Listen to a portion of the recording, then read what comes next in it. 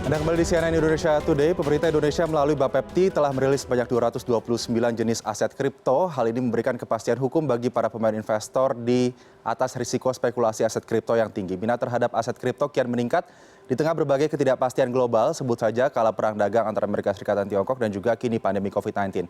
Lalu bagaimana masa depan aset kripto seperti Bitcoin dan kawan-kawan dan perlindungannya di dalam negeri, kami bahas dengan Kepala Bapepti, Sidarta Utama, dan CEO Indodex, Oscar Darmawan. Selamat pagi, Bapak-Bapak.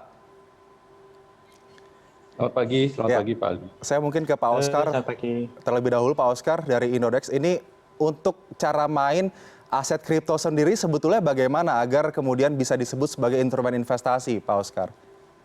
Baik. Sebenarnya kalau kita melihat cara bermain di aset kripto itu sangat sederhana, sangat mirip dengan trading saham. Jadi setiap trader itu nanti akan menentukan harga beli dari kripto yang diinginkan, kemudian mereka menentukan harga jual yang diinginkan juga. Pada saat terjadi kesepakatan pasar, baru saat itu transaksi terjadi. Nah, kenapa disebut investasi? Itu karena biasanya mereka membeli di harga murah, kemudian menjualnya di harga mahal. Tapi aset kripto itu tidak mirip dengan produk investasi yang menjanjikan keuntungan berapa persen, karena pada dasarnya ini mirip sekali dengan trading saham ya. Kalau kita membeli di saat tepat dan menjual di saat tepat, itu baru terjadi capital gain. Tapi kalau kita membeli di harga yang tinggi kemudian menjualnya di harga murah, itu justru bisa menimbulkan kerugian.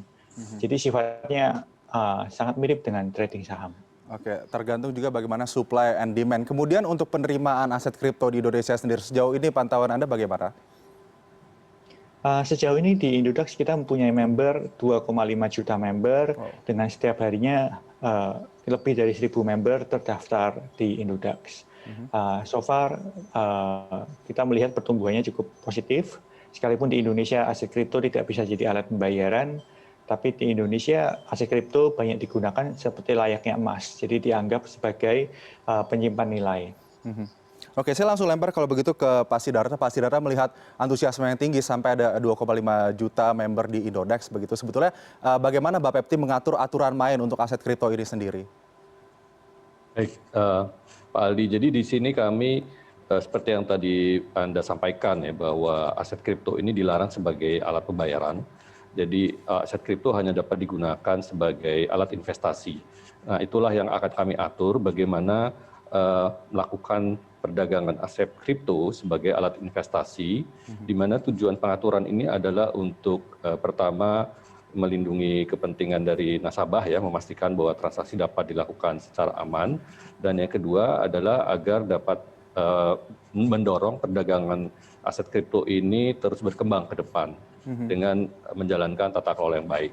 Nah, untuk itu kami telah mengeluarkan sejumlah aturan yang bertujuan seperti yang tadi saya sampaikan ya. Jadi tujuannya misalnya yang pertama adalah kami mengeluarkan aturan pada tahun 2019 mengenai ketentuan teknis penyelenggaraan pasar aset fisik kripto.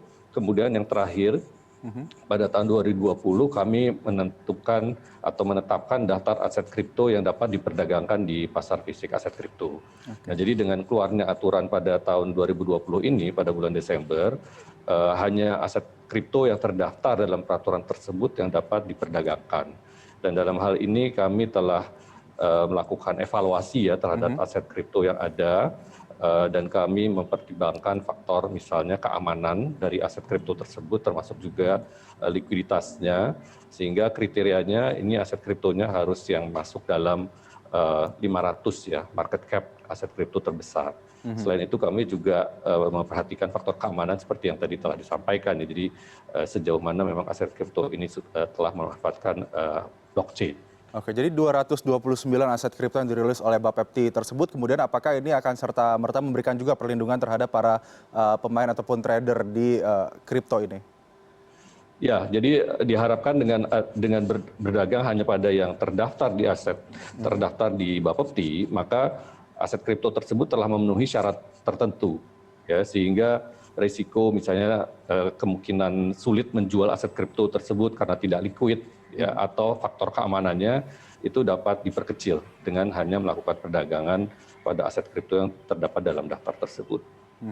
Oke, saya ke Pak Oscar. Pak Oscar, dari beragam jenis aset kripto yang diakui oleh Bapepti kemudian sudah diperdagangkan di pasar fisik berjangka di Indonesia, sebetulnya mana yang kemudian mendapatkan popularitas tertinggi atau paling banyak diincar oleh investor?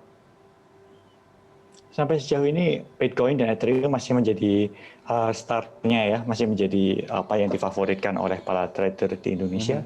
Sebagaimana kalau di internasional juga Bitcoin dan Ethereum yang masih paling difavoritkan sih. Salah satu alasannya karena memang secara likuiditas dan market cap, Bitcoin dan Ethereum menempati posisi pertama dan kedua di dunia. Apakah kemudian sistem blockchain ini sendiri begitu akan bisa terenkripsi dengan sangat baik begitu dengan kriptografi yang ada sehingga memang benar-benar bisa meminimalisasi hal-hal yang tidak diinginkan seperti mungkin kalau kita berbicara soal digital adanya manipulasi yang masuk begitu? Sejauh ini blockchain masih membuktikan diri sebagai salah satu teknologi yang paling bisa dipercaya dalam menjaga database-nya ya. Jadi dalam arti hampir semua sistem yang menggunakan blockchain itu secara tidak ada resiko dari third party risk-nya. Karena jaringan blockchain sendiri kan desentralisasi dan terenkripsi. Pak Oscar, kalau dikatakan spekulasinya tinggi begitu dari awal datang atau masuk ke pasar hingga sekarang sudah naik ribuan persen nilainya bahkan sampai menyentuh kisaran 700 juta per koin untuk Bitcoin begitu. Bagaimana kemudian spekulasi yang tinggi ini bisa ditafsirkan oleh pasar ataupun trader? Hari ini nggak bisa kita bantah sih, karena memang bagaimanapun kita bisa lihat seperti Bitcoin sendiri kan di awal tahun masih di bawah 50 juta, sekarang sudah 700 juta rupiah per satu Bitcoin-nya. Memang produk Bitcoin dan produk kripto ini produk yang sifatnya sangat spekulatif. Oleh karena itu sangat diharapkan para masyarakat yang mencoba trading kripto ini berhati-hati ya. Jadi karena sifatnya memang naiknya cepat, turunnya cepat, naik turunnya cepat sekali. Jadi memang tapi banyak orang yang mengatakan high risk high gain. Ya, ini termasuk salah satu mungkin bisa dikatakan portofolio trader yang untuk orang-orang yang siap untuk menerima resikonya. Karena bisa dikatakan kalau memang semakin cepat naiknya kan juga ada koreksi ya pastinya ya. Ya, tapi di mana ada koreksi di situ ada opportunity. Oke, high risk, high gain tadi. Tapi apakah ini saya ke Pak Sidarta, apakah ini kemudian juga dibaca oleh Bapepti kemudian kalau melihat spekulasi yang tinggi begitu, risiko-risiko seperti ini, bagaimana bisa menjelaskan kepada publik atas risiko-risiko yang mungkin muncul untuk trading aset kripto? Ya, jadi memang masyarakat perlu paham ya bahwa aset kripto ini memiliki fluktuasi harga yang sangat tinggi.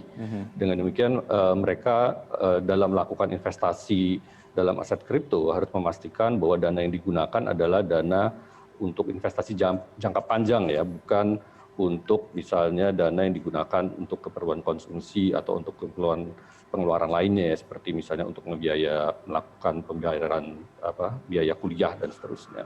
Ya, dan fluktuasi harga ini mengikuti mekanisme pasar global ya, jadi itu bukan sesuatu yang bisa diatur ya, tetapi sepenuhnya itu dilepaskan pada mekanisme pasar.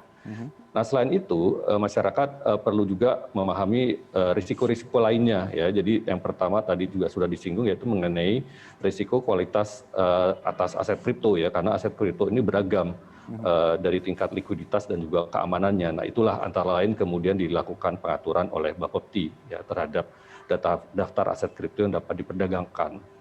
Nah, jadi di sini juga tujuan dari regulasi itu juga adalah untuk mengurangi ya kemungkinan terjadinya risiko-risiko yang pada akhirnya dapat berdampak negatif kepada masyarakat. Ya, jadi misalkan pada saat mau melakukan jual beli itu masyarakat atau si calon investor ini harus menempatkan dananya dan juga menempatkan aset kriptonya di pedagang. Nah, untuk itu kan ada kemungkinan hilang kan. Nah, oleh karena itulah dilakukan pengaturan untuk memastikan bahwa kemungkinan ini kecil sekali gitu. Antara lain pengaturannya sekarang dengan regulasi yang baru itu juga akan ada lembaga clearing ya, lembaga clearing yang akan menyimpan sebagian dana dari nasabah tersebut, kemudian juga ada lembaga yang menyimpan aset kriptonya. Jadi ada risk sharing dalam hal ini, tidak semuanya risikonya itu berada pada pedagang. Selain itu juga akan ada dua lapis pengawasan. Yang pertama, pengawasan pertama dilakukan oleh Bursa Berjangka, melakukan pengawasan. Yang berikutnya adalah Bapepti yang melakukan pengawasan terhadap ekosistem perdagangan aset fisik. Ya, jadi tujuannya ini semuanya tentunya adalah untuk meningkatkan ya keamanan dalam bertransaksi di aset kripto. Demikian. Baik, kami mohon maaf sekali waktu kami sangat terbatas. Terima kasih Pak Oscar Darmawan, CEO Indodax, dan juga Bapak Sidarta Utama, Kepala Bapepti, untuk sharingnya kepada CNN Indonesia Today pada pagi hari ini. Selamat pagi. Pagi. Pagi.